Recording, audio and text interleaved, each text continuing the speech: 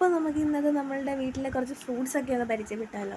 ഇത് കസ്റ്റേർഡ് ആപ്പിളാണ് കേട്ടോ. ഇത് ഈയിടെയായിട്ടാണ് കായ്ക്കാൻ തുടങ്ങിയത്. സീതപ്പഴം എന്നൊക്കെ പറയും. രണ്ട് മൂന്നാല് കായൊക്കെ ഉണ്ട് കേട്ടോ ഈ കേട്ടോ. പിന്നെ നമ്മളുടെ വീട്ടിലുള്ളതെന്ന് വെച്ചാൽ ചാമ്പയ്ക്ക. ഇത് മിക്കപ്പോഴും ഇതിനകത്ത് കാണും. പക്ഷേ ഇപ്പോൾ ഉള്ളതൊക്കെ മുകളിലോട്ടായതുകൊണ്ട് ഒന്നും നമുക്ക് കിട്ടാറില്ല. എല്ലാം വവ്വാൽ കടിച്ചുകൊണ്ട് പോകാറുള്ളത്. പിന്നെ ഇത് പുളിഞ്ചിക്ക.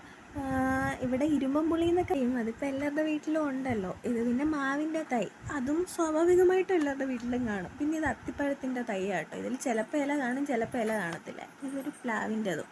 പിന്നെ അതാണ്ട് ഇത് ഒരു ഓറഞ്ചാണോ നാരങ്ങയാണോ എന്നൊന്നും അറിഞ്ഞുകൂടാ. ഒരു 5-6 വർഷം തൊട്ട് ഇതിങ്ങനെ നിൽക്കും. ഇതിനകത്ത് ഇതുവരെ കായൊന്നും വന്നില്ല. വന്നിട്ട് തീരുമാനിക്കാം എന്താ സാധനമെന്ന്. പിന്നെ ഇത് റംബുട്ടാൻ. കഴിഞ്ഞ വട്ടം 2-3 കായൊക്കെ ഉള്ളായിരുന്നു. ഈ വട്ടം അത്യാവശ്യം കായൊക്കെ ഉണ്ട്. മഴയത്ത് ഒരുപാടൊക്കെ പോയി, പിന്നെ കുറച്ചൊക്കെ ഉണ്ട്. എന്ന് പഴുത്ത് കിട്ടുമെന്നൊന്നും അറിഞ്ഞുകൂടാ. പിന്നെ